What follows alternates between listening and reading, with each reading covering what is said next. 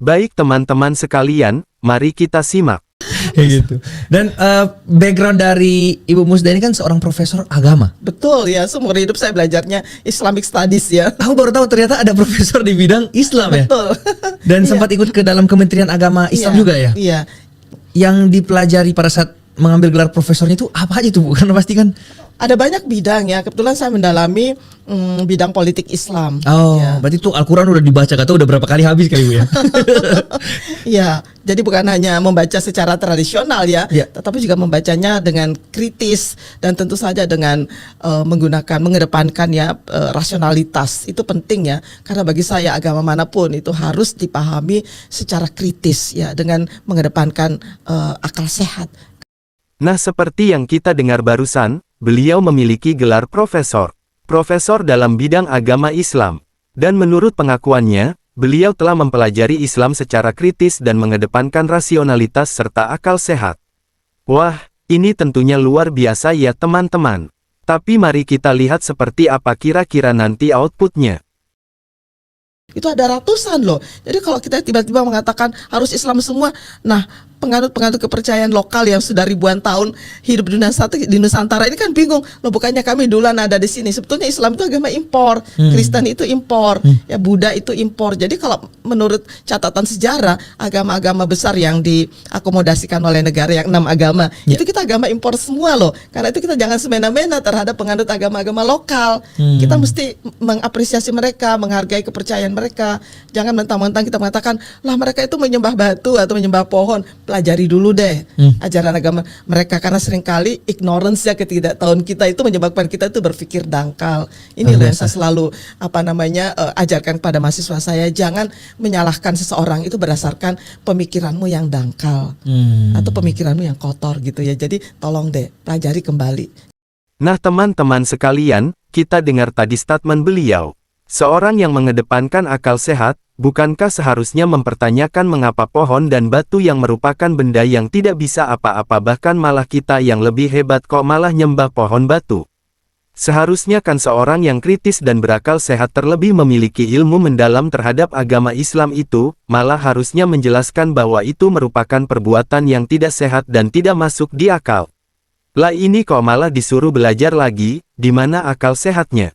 Jadi kalau besok saya nyembah patung, itu halal ya Prof? Dan balik lagi, berarti tadi pertanyaan yang mana agama yang benar, ya sebenarnya bisa aja lebih dari satu yang benar. Iya. Karena itu interpretasi kita terhadap sesuatu kan. Betul. Yang penting Loh, seorang muslim, terlebih bergelar profesor, kok membenarkan kalau agama yang benar itu tidak hanya Islam? Kemana Anda dari ayat Al-Quran Surah Ali Imran ayat 19 yang menyatakan bahwa agama yang benar di sisi Allah itu hanyalah Islam? Apa yang sebenarnya selama ini Anda pelajari, Prof?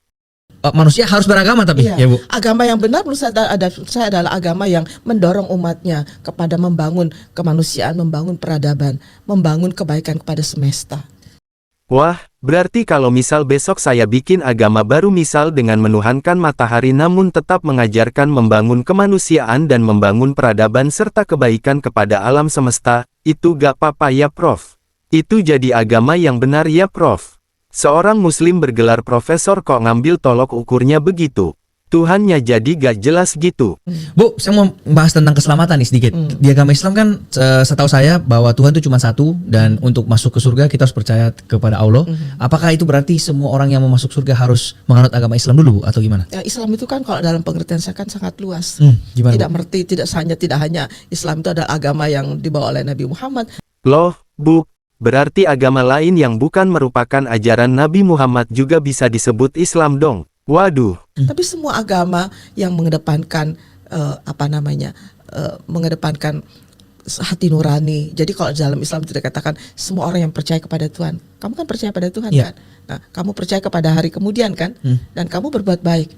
That's it. Itu aja. Tuh. Jadi nggak mesti semua orang harus masuk Islam dan lain-lain. Nggak mesti. Jadi buat saya, mari kita saling menghargai aja Luar satu biasa. sama lain. Waduh, memang luar biasa ya teman-teman sekalian, ini benar-benar statement yang luar biasa di mana padahal beliau adalah merupakan seorang muslim. Sekali lagi ini sangat dipertanyakan kepada siapa dan apa yang sebenarnya selama ini beliau pelajari dalam memperdalam agama Islam. Dikatakan gak perlu harus masuk Islam yang merupakan ajaran dari Nabi Muhammad, Lah itu kan sama aja gak perlu mengakui dan mengikuti Nabi Muhammad. Kalau gak mengakui Nabi Muhammad bukannya itu sama aja kafir. Gimana ceritanya kafir bisa masuk surga? Juga dikatakan cukup dengan percaya Tuhan, percaya hari kemudian dan berbuat baik maka sudah cukup untuk menjamin masuk surga. Lah kalau percayanya sama Tuhan yang salah gimana? Terlebih gak percaya Nabi Muhammad, gimana ceritanya bisa menjamin masuk surga? Ajaran Islam yang mana yang menyatakan demikian?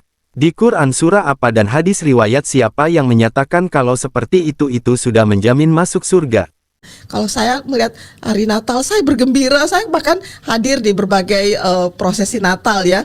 Apalagi kalau saya sedang berada di luar negeri kan, daripada saya tinggal di hotel sendirian, saya hadir loh di berbagai misa ya, sebagai bentuk. Karena kalau saya hadir di berbagai misa, saya merasakan kehadiran Tuhan ya di dalam diri saya, dan spiritualitas saya juga semakin menguat. Kalau misalnya pendetanya itu sedang atau romonya itu sedang berkhotbah tentang hal-hal yang menyedihkan, saya itu menangis bahkan kadang-kadang orang bingung ya lihat kok saya bisa menangis ya, karena spiritualitas itu satu. Bagaimana hati kita itu bisa terenyuh dengan cerita-cerita penderitaan sesama manusia. Dan kalau pengkhotbahnya itu bicara hal-hal yang lucu-lucu atau yang menggembirakan, saya juga tertawa terbahak-bahak. Jadi apa bedanya dengan yang lain, kira-kira begitu. Ya, syariat kita bisa berbeda, tetapi iman kita itu hanyalah kepada Allah Subhanahu wa taala. Meskipun Allah itu disebut dengan berbagai nama ya. Karena saya yakin Tuhan itu hanya satu. Berarti Tuhanku dan Tuhannya orang yang lain atau agama lain itu sama dong, karena Tuhan saya percaya cuma ada satu Tuhan. Meyakini Tuhan itu hanya satu itu memang sudah tepat sekali, tapi kalau meyakini Tuhan agama Islam yaitu Allah itu sama dengan Tuhan agama lain, ini gimana ceritanya? Jelas-jelas di agama lain itu Tuhannya digambarkan berbeda dengan Allah, dan kalau di agama lain itu Tuhannya juga Allah, kenapa hanya Islam sebagai agama yang diridhoi di sisi Allah berdasar dari firman Allah di surah Ali Imran tadi? Kenapa Allah tidak menyebutkan agama-agama lain di luar Islam itu merupakan agama yang juga benar? Yuk, berpikir kritis dan berakal sehat yuk. Apakah benar di Al-Quran itu ada tertulis bahwa yang laki-laki Muslim boleh menikah dengan ahlul kitab yang wanita non muslim, sedangkan sebaliknya kalau yang wanita non muslim itu katanya tidak boleh menikah dengan yang wanita yang muslim nggak boleh menikah dengan laki-laki non muslim. Sebenarnya nggak disebutkan begitu. Laki-laki, perempuan sama saja tidak boleh menikah dengan musyrik, tidak boleh menikah dengan kafir. Itu aja. Di Al-Quran tulisannya kayak gitu. Iya, jadi sama posisinya laki dan perempuan. Oh, jadi bukan berarti kayak laki-laki yang muslim boleh sama yang non muslim. Itu interpretasi, itu tafsir. Itu tafsir. Bunyi ayatnya itu tidak. Jadi laki-laki mukmin, perempuan mukminat itu nggak boleh menikah dengan musyrik. Yang keduanya, dua-duanya laki-laki mukmin, perempuan mukminat nggak boleh menikah dengan kafir. Nah, sekarang interpretasinya apa yang disebut kafir, apa disebut musyrik itu. Tetapi dalam masyarakat muslim mayoritas, pokoknya yang musyrik itu pasti yang non muslim. Yang kafir itu pasti non-muslim. Nah, di situ saya mulai menjelaskan bahwa musyrik itu adalah orang yang menduakan Tuhan. Ya boleh jadi kamu mengaku muslim, tapi sehari-harimu kamu menduakan Tuhan gitu. Bisa saja, kita kan tidak tahu. Ya, boleh jadi kafir itu kafir ya, menutupi diri dari kebenaran. Nah, itu kafir itu. Jadi dalam bahasa Inggrisnya kafir, bad kafir. Nah, orang yang menutupi dirinya dari kebenaran, kalau saya mengatakan ya semua orang yang menutupi dirinya dari kebenaran ya seperti koruptor, semua orang yang melakukan pelaku kriminal, orang-orang yang melakukan KDRT dan sebagainya, itu adalah kafir loh, itu menutup dirinya dari kebenaran.